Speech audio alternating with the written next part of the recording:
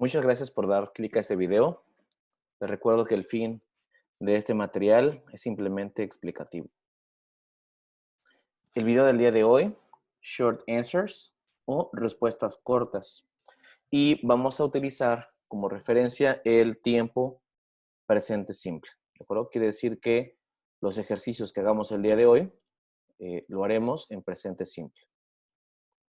Primer paso para poder responder de forma corta, identificar sobre lo que vamos a responder.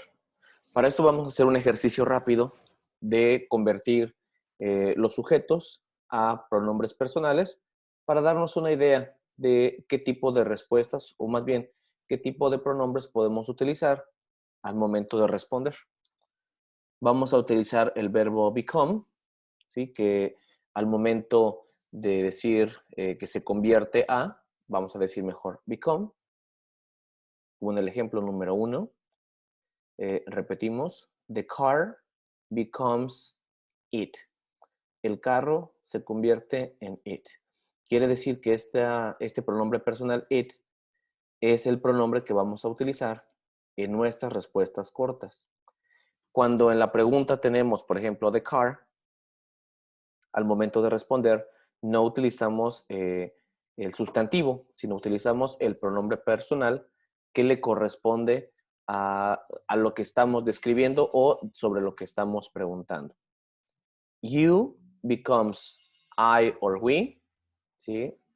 Podemos convertir you ya en la respuesta porque es como si nosotros estuviéramos respondiendo a la pregunta o nosotros estuviéramos respondiendo a esa pregunta. My mother becomes she. My mother becomes she. My uncle becomes he. The scissors becomes they. ¿Sí? Las tijeras se convierte al pronombre personal they. Recuerden que este pronombre personal se puede utilizar para personas, animales o cosas. Daniel and Sam becomes they. Ahora, aquí tengo algunos ejemplos para ustedes y pause el video unos minutos para poder responder a este ejercicio. Recuerden que vamos a cambiarlo a su pronombre personal, ¿sí? Raúl, my keys, your sister, the kids, Mr. López, and Lucy. Pausamos el video, contestamos el ejercicio y reanudamos el video una vez más para comparar las respuestas. Una vez que has pausado el video y has desarrollado la actividad, vamos a comprobar si las respuestas que tienes son las mismas que tengo yo. ¿De acuerdo? Haz las correcciones en caso de ser necesario y leemos el ejercicio de la siguiente manera. Raúl becomes he. My keys becomes they. Your sister becomes she. The kids becomes they. Mr. López becomes he. Lucy becomes she. Ahora sí vamos a entrar en los modelos que vamos a utilizar para referencia sobre cómo responder de forma corta. ¿Sí? Do you work? Lo importante de las preguntas, en este caso, en esta pregunta será identificar al sujeto de la oración, sobre quién o qué se está preguntando. El auxiliar que va a ser muy importante para nuestra respuesta. Y también recuerden que en presente simple utilizamos dos auxiliares, do y does. Bueno, primero que nada, decimos una vez más, you becomes I. ¿De acuerdo? Y por esa razón, en este tipo de pregunta, vamos a responder yes, I do. Yes, I do significa simplemente sí. Y la forma negativa, no, I don't. Si ustedes observan, estamos utilizando el pronombre personal I en la respuesta y el auxiliar do. ¿Sí? Aquí esta palabra do, después del sujeto, no funciona como verbo. Es un auxiliar. ¿De acuerdo? Y hacemos referencia al tiempo verbal que estamos utilizando. Yes, I do. Sí. No, I don't. No. ¿De acuerdo? Si ustedes notan, estamos utilizando el auxiliar en forma negativa. Ahora, es bien importante en este tipo de preguntas. Do I have to sweep? El sujeto de la oración es muy importante. En este tipo de preguntas no es que yo me esté preguntando a mí mismo. Puedo preguntarle a alguien sobre lo que yo hago. ¿Sí? Do I have to sweep? ¿Tengo que barrer? Do I have to sweep? ¿Sí? En este caso el sujeto soy yo. Pero en este tipo de respuesta, la persona que me proporcione la información tendrá que utilizar el pronombre personal you. Do I have to sweep? Yes, you do. No, you don't. ¿De acuerdo? No es que me pregunte a mí mismo. Estoy preguntándole a alguien más sobre información mía. En este caso, sobre algo que yo tenga que hacer o algo que yo necesite hacer. ¿De acuerdo? Do I have to sweep? Yes, you do. No, you don't. Ahora vamos a utilizar el auxiliar does en tercera persona. Does your mother work? ¿Tu mamá trabaja? Recuerden que la función del auxiliar en este tipo de casos es, nos señala que hacemos una pregunta y también nos señala que estamos hablando en presente simple o que estamos haciendo una pregunta en presente simple.